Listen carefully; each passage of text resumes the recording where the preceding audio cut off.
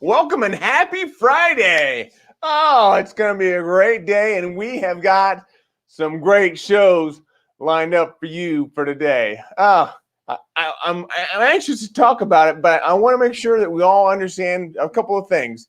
That this is, in the Vision Alignment Show, we talk about our core beliefs and how important it is for our core beliefs, our core values, our core strengths to be aligned with our vision. That's an important part of everything we do every day. So I want to make sure we're all in the same alignment from that perspective, and also to understand how sometimes we need to put those blinders on and to put those blinders on and really focus on our vision, because then we'll know that our vision is either aligned or it's not with our core beliefs and all that. So that's important. I can't tell you how proud I am of you being here today and all of you joining us for this call. But I'll tell you, we've got a great show lined up for you today. And our guest today is one that has his vision aligned, and he is none other than Mr. Sherman Gillums. Hey, good morning. Good morning, Bridie. Happy Friday. Happy Friday to you. It's good to see you. You too. So, Sherman, tell me, Mr. Gillums, when is your first recollection of knowing your vision? That's a question that for me has evolved over time, because I've gone through several phases where I thought I had a vision down. I thought I knew exactly why I was put on this earth. Part of that time was in uniform as a United States Marine, and I was going to live out the rest of my life doing that. And I thought my vision was to be a good Marine, and whatever that meant in whatever respective role that I was fortunate enough to be in. But through circumstances and different changes in life, my vision became more profound, broader, and deepened by overcoming adversity in particular. After I suffered injury and could no longer wear the uniform, I had to question my purpose because I wasn't prepared to do anything other than serve my country. And so in that process of trying to find that purpose, what opened up for me, first, by benefiting from the advocacy of others and having other people who knew what I was going through because they had been through it help me get out of the hole that I was in.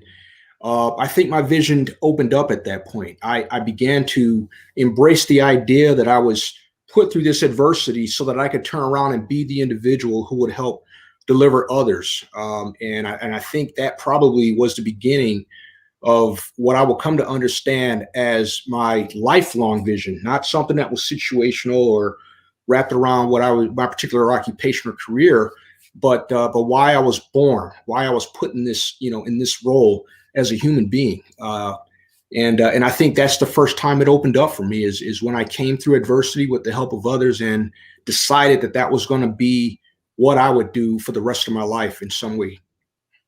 Awesome. If you want to hear more, stay right there.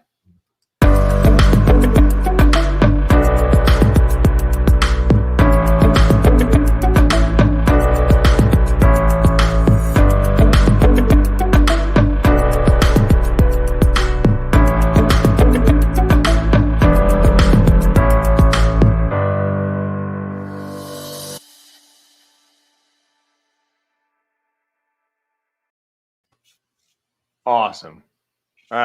So tell us a little bit more about it. you talked about your adversity. We didn't go into what that adversity is. So tell our audience what that adversity is.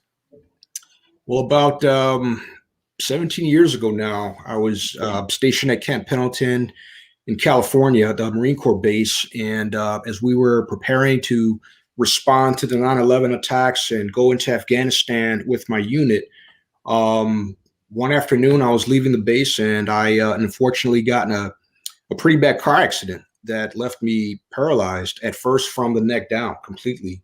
I was in a coma for 3 days and woke up in a new body, literally in a new body that I didn't recognize. I've never felt before. And from that point on, I was going to be living an entirely different life than the one I'd lived for the 29 years I'd been on Earth. And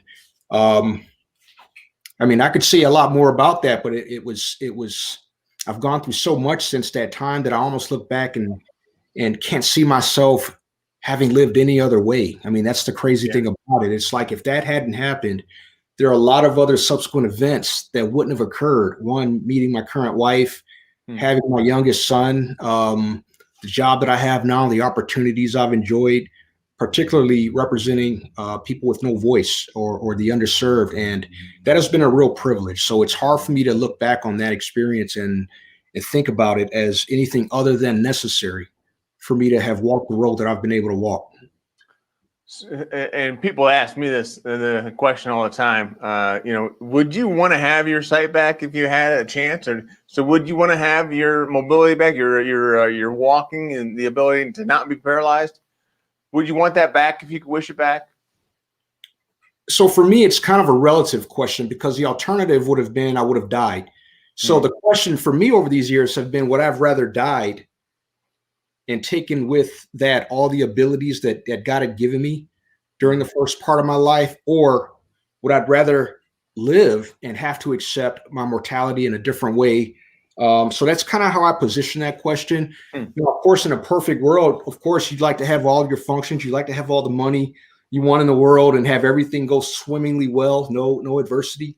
But life isn't like that. There are things that happen and you accept it. So, and because I'm a realist, I don't think I can imagine life any other way. And I probably wouldn't, only because I know how it's changed me and made me a better person to be where I am now. Wow. That's awesome. So tell us a little bit about what has taken place since the accident. Obviously, you've met your wife, you've had your son, you're doing well, but there's been other things that have gone on. So tell us about that. There's this thing I talk about whenever I engage new injuries. These are folks who are usually at the rehab facility or in a hospital trying to figure out how to exist within their new body. Typically, it's paralysis either below the neck or below the waist. And it's a young person in most cases, most male, and a lot of them are getting out of the military. And you don't want to paint it as if there's an upside, because it's too early in their experience to make it that way. They don't want to hear that. Right. Nobody wants to hear that. But I do talk about my own life and how being in this role as a veteran who was paralyzed during service. Many of these men and women are injured in combat in some cases. Most of them, though, are not injured in combat. They're injured through some circumstance, either off duty or in training. But they're all unified by this sense that they're going to have to live life in a different way. And when I talk about what the experience has done for me in terms of positioning me, it put me in a unique role to speak truth to power on many issues where it's hard to doubt the authority that I bring to the topic. When you talk about things like pain and suffering and overcoming adversity and the role that society should play in that, and recognizing potential when you look at people who are often underregarded or disregarded, I become an authority. And I've been in places like the White House and on Capitol Hill where that wheelchair meant everything. It became the true seat of power. And it's amazing when you watch, I've been around President Obama and President Trump, and they have this great respect for the space and again, the seat of power. And it's amazing to watch, because in a lot of cases, you assume that people see weakness when in fact, depending on who you are, you bring a sense of strength when you can speak from this chair and talk about the suffering of many who will never have that audience. And this has happened on Capitol Hill in Congress. I get the prominent seats at the table to talk about issues because this chair brings that sort of recognition. So in a strange way, it's very empowering, and to see the reaction of powerful people who maybe see themselves or wonder, how he or she could have handled that had it happened, and to see somebody else managing that and handling that and bringing that voice before them, it's pretty neat to watch. And the more we can get, especially young people, involved in society and in advocacy who are in these positions, more of society will see them and be less inclined to disregard people who are in positions of perceived weakness when in fact they're demonstrating strength in a way that most people never have to. Wow. Yeah, that's great. I mean, I love that, and there's just so much there to talk about. Before we go too much further, I want to encourage our listeners to share this video out with as many people as you can think of. Share it out on your timeline, do all that. That would really be appreciative. And then, as always, if you would put a picture of you winking in your timeline and tag me on it, Brian Wagner, and then put in a hashtag of Brian with one eye and a hashtag of winking with Wagner. Then you're going to be entered into a raffle to win a free copy, a signed copy, which actually Sherman has, of a signed copy of my book. Sometimes it does take a brain surgeon. So in that picture, please be thinking that if this guy, meaning me, knows what makes him unique, and it's not his eye, it's not my eye, it's my positive personality, and I'm able to share my story with other people in order to have a lasting impact on their lives. But what makes me unique is that positive personality, not the eye. So if you can understand what makes me unique, then maybe you can think, well, I wonder what makes me unique. So that's where the learning begins to happen. And really, I think there's a lot that goes into that. So thank you for doing that. And as always, and we're trying to think what else. Oh, if you want to sign up for my membership site, you can do that at brianwagner.live, brianwagner.live, and that's BRIAN. That's Brian with one eye. Wagner, WAGNER.live. So thank you. Sherman, there's some people that have joined here on the line. I want to make sure we recognize them and see if they have any questions. Let's see. Wes Wyatt. That's awesome. So Wes says, I'm glad you lived so you can die empty, Sherman. Thank you for your service and for your inspiration. Yeah. So Wes certainly knows what it means to go through what you're going through. Not that he's been through the paralyzation or anything, but he has an appreciation from a person that just has empathy, and I think that's important for us all to have at times, because what I go through isn't the same as what you go through. Right. And I like what he said about dying on empty. Yeah. One of the downsides of seeing young men and women serve their country is a lot of the great ideas and talents are taken to their graves, and they never get a chance to fully realize what they could offer society, and that's unfortunately a part of life and service in the military. But that dying on empty is important, because when you get to the end, and I just recovered from COVID back in January, and I thought to myself, this can't be it. I've got too much more to do, and it was really the prayers and the will to push past it. I don't know if there was any medicine that could have helped me do that more than the will and the spirit. So. But my intention was not to live just to live. I wanted to live so that I could fulfill and be on empty. When it is time for me to go, I'll be satisfied. So I appreciate that sentiment that Mr. Wyatt has expressed. Yeah. Oh, that's great. That's great to hear that you feel the same way. So tell me, what do you think the biggest factor in your success is? Looking back on it, and I didn't appreciate this along the way, but I lost my grandfather back in November of last year. And I didn't realize what the impact, the total impact he had on my life, along with my grandmother who died 10 years earlier, until I had to write his obituary.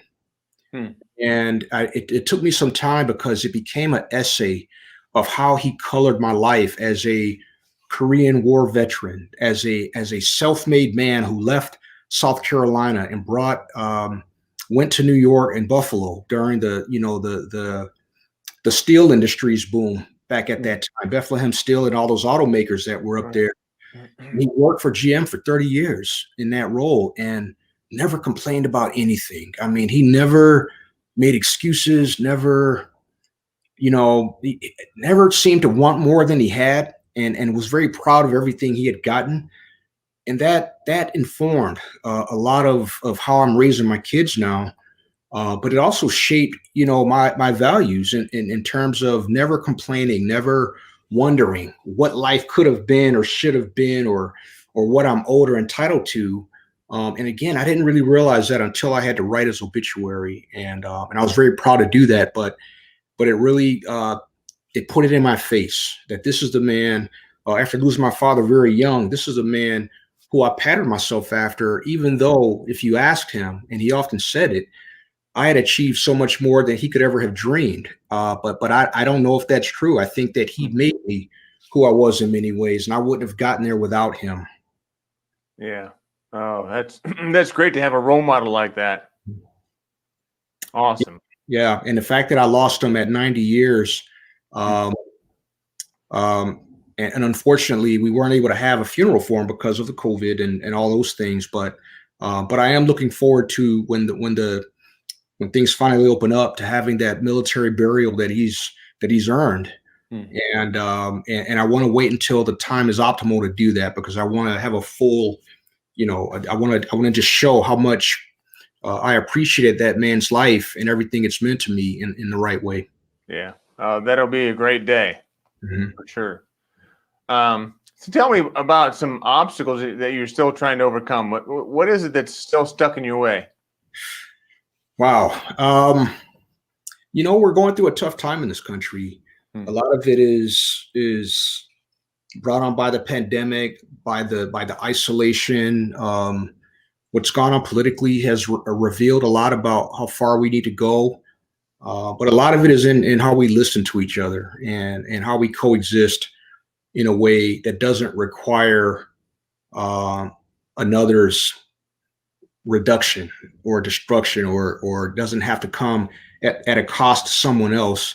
It's tough because I'm getting to the point where I'm trying to reach more people, but it's harder because communicating is strained by the fact that we communicate so casually without putting a lot of thought in how it's landing. We're sending it out there with an intent, but it's landing the way it is. And you see this when you text more than you talk, or when you type on social media more than you interact human to human. You lose a lot in translation, and it's getting to the point where folks don't care. So I'm dealing with having to raise young adults, my kids, in a world where that's the case, and trying to make them better communicators and be better myself. But the obstacles are probably what a lot of us see. It's hard to have a lot of optimism when you see so much happening that doesn't indicate that we're moving in the right direction, whatever that means, to the individual. But so I deal with that just within myself. I try to not be a part of the problem, but it's hard to sit back and watch, not be able to do a whole lot about it. So I think that more than anything, it sits in my mind as the biggest obstacle that I face right now. You mentioned kids. I know you said you had a son. You have more than that? I have 4 daughters. What? Yeah, my youngest just graduated from high school last year. My second youngest is at the Naval Academy. She's a plebe there. My third youngest is in college down at Old Dominion. And my oldest became a mom last year. So I've got one granddaughter. Oh, wow. So, yeah. So now we haven't been able to enjoy the full family feeling, in a year and a half, but we did a couple of Zoom sessions for Christmas and Thanksgiving that were like a mini family reunion with everybody spread out all over the place. So it was pretty cool to see that. Yeah. And you said you're a granddaughter? Granddaughter, yes. Okay. What's her name? Kai, Kai, Kai. Kai. which is my wife's middle name. So she was named Okay. after my wife. Yeah. Huh. Wow. Well, that's awesome. That's good to hear. So it sounds like you've gotten a lot of this from your grandfather. Maybe there's other people that have stepped into your world that have helped with this as well. But what's the best advice you've ever gotten? The best advice, I told you earlier, I have an application on my phone where whenever I hear bits and nuggets of wisdom, I type them down and keep them in a notepad. But I think one of the ones that always jumped out at me, I got it from a mentor of mine in the Marine Corps. He said, it is impossible for a man to learn what he thinks he already knows. And what he meant by that, when you're a 19, 20, 21-year-old sergeant, you know everything. You got everything figured out. Nothing is a mystery, and it's hard to learn unless you fall on your face in many cases. And you shouldn't have to fall on your face to learn. But that bit of advice has made me a lifelong learner. In fact, I just got accepted to University of Dayton for a doctoral program because it's not about the degrees. It's really about the interaction you have in those engagements when you're with other scholars, scholar learners and things like that. So, and even though I've been in a nonprofit game for about 18 years now, and I've been in leadership at every level, I think there's always something you can learn. So, that lifelong learning, that quest to be better and to learn more is linked to the best advice I'd ever gotten from a mentor. So you're going to be a Dayton Flyer. I'm gonna be a Dayton Flyer. That's I just got the welcome letter last week, and I didn't know anything about the Flyer thing until I had to look up the school, the mascot or whatever the things associated with the school are. But yeah, I'll be a Dayton Flyer. Yeah, that school is about an hour west of my house. Is that right? Yeah, it's close. They got everything online, right? Yeah, they got some pretty famous alum. John Gruden, the Oakland Raiders football coach, and some others have gone there. So yeah, it's a pretty good institution. Very cool. And so what are you taking there? It's a doctorate of education program in leadership, organizational leadership. And it's really a practitioner's degree. It's not, I'm not looking to become a college professor or anything, but I do want to mentor young professionals and help them just understand the advocacy game, and when it's a career, it's really there are things that make you successful, especially in the leadership realm, and I want to teach that. I want more folks to be interested in becoming a part of changing society for the good. So I hope to be a part of that movement when I finish. So you still want to have that impact on youth? Of course, yeah. I was a drill instructor for 3 years, so I got to make Marines out of at least 300 to 400 young men. That was probably the best job I'd ever had in terms of tangible output, seeing the results, because here it is 20 years later, I run into these young men or their families. In 2 cases, 2 of them were killed as a result of service in the Marine Corps.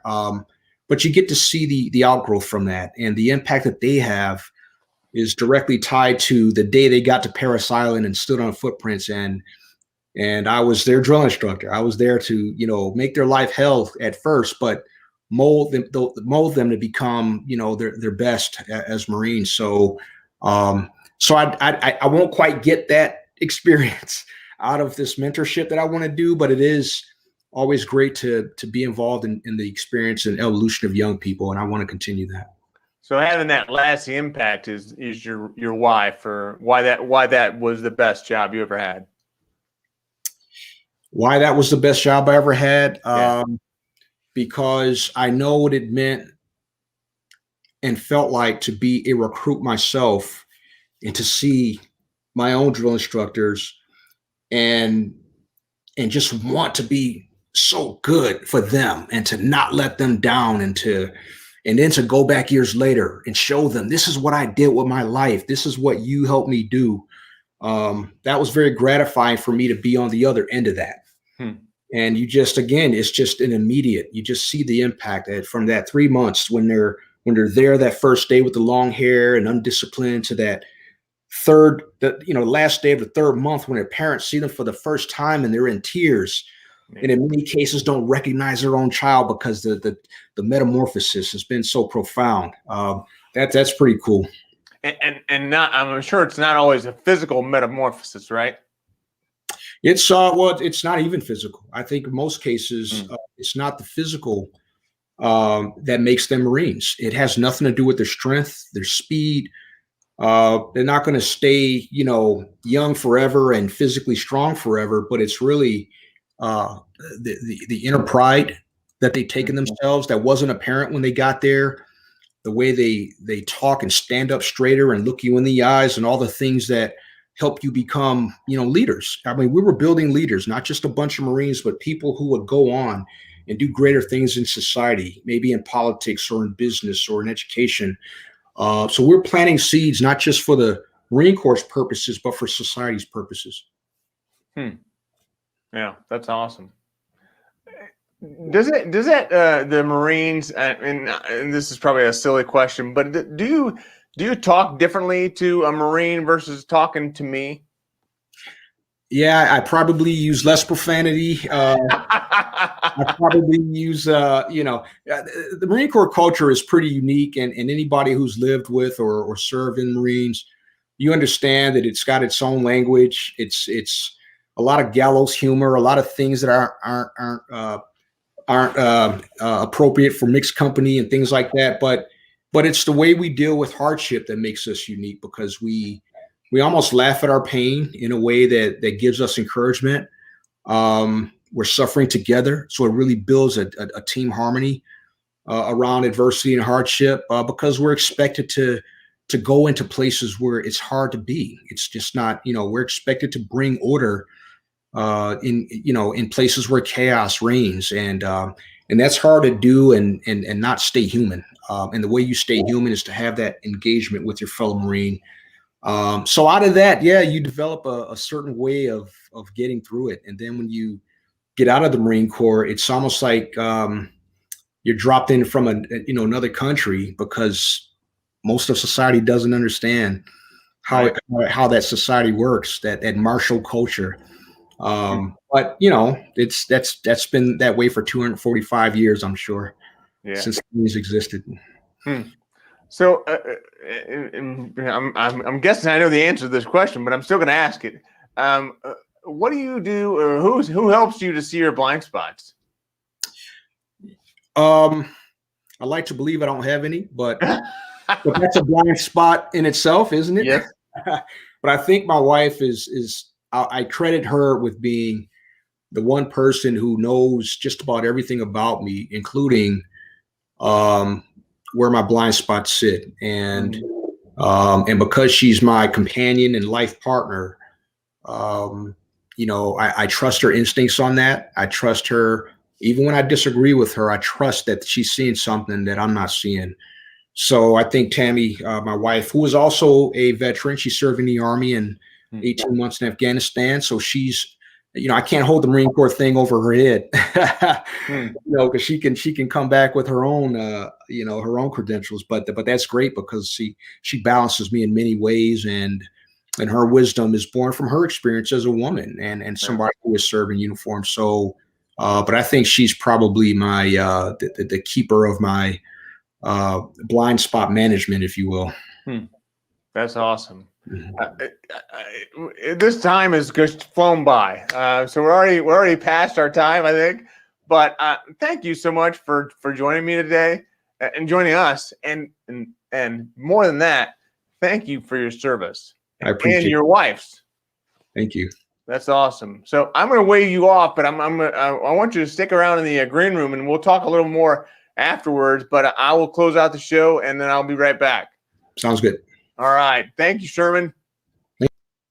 Wow. What a great show. I love that.